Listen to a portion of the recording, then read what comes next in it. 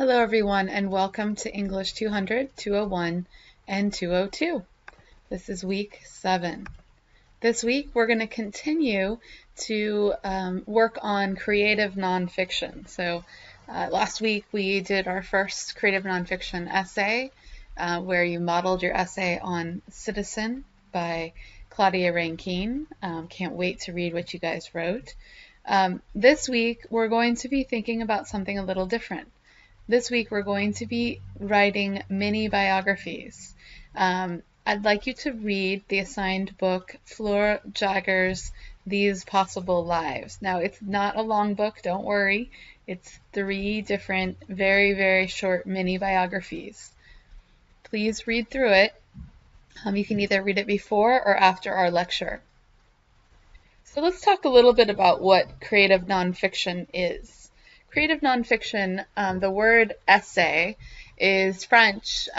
Essay is French for to attempt. So you want to think of your writing as a place to attempt to find something, right?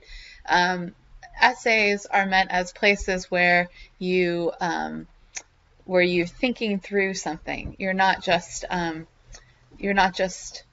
crafting something. It's not creative nonfiction essays are not the typical essays that you wrote in high school or college. This is nothing like 120, what you experienced there with where you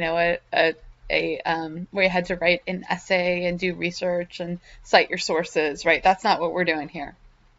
Creative nonfiction is a fairly new genre. It's been around for a long time, but it hasn't really been accepted as a main genre for a long time.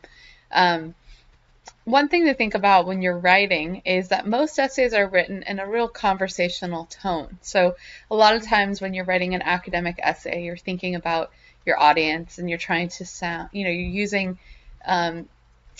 language that is like in research papers, right? Like what you would find if you researched a database and found an article in a scholarly journal.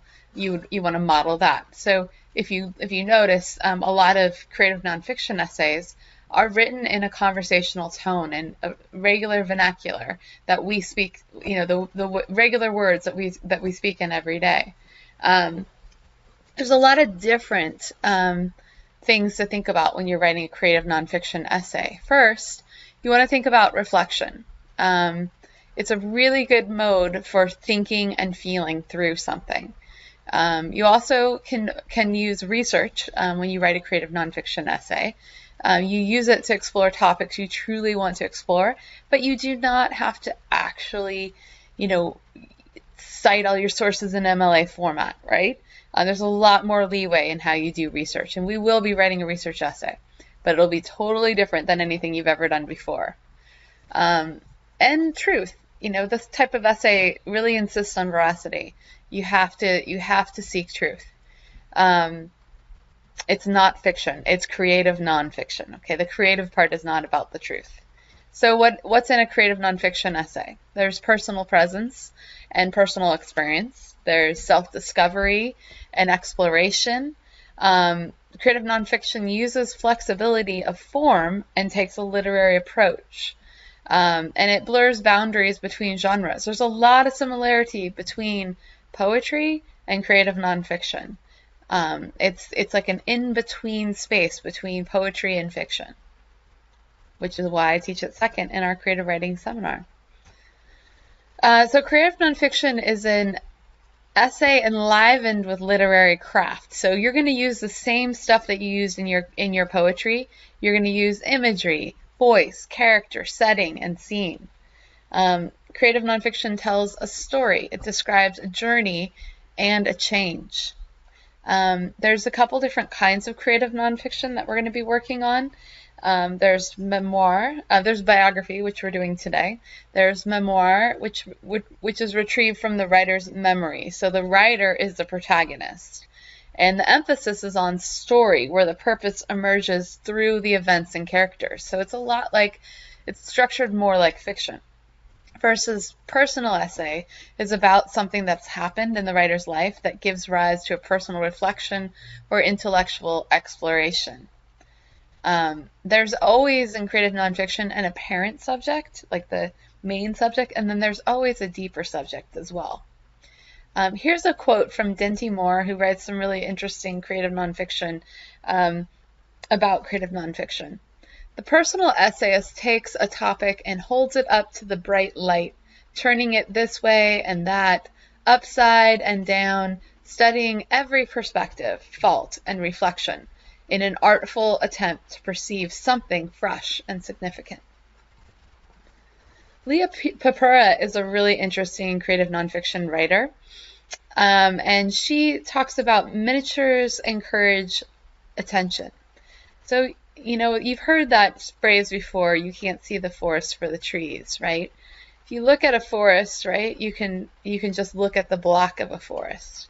But you can also go and look very closely at the individual trees, at the bark on the trees, at the leaves on the trees.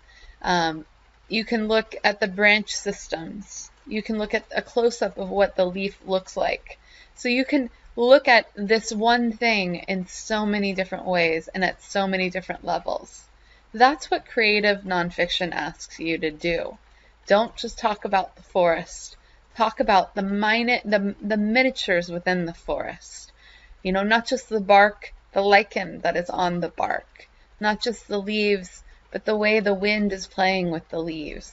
Not just the branch systems, but, you know, the way that the branch systems interlocked with you know, maybe look like the root systems underneath, right? I want you to go deeper. So you're going to be reading 3 different mini biographies in Fleur Jager's mini biographies, These Possible Lives. I'd like you to especially focus on the Keats biography. It probably has one of my first opening lines in all of biography. And I say this as a biographer myself. I just finished writing a full-length biography. And this is a genre that's near and dear to my heart.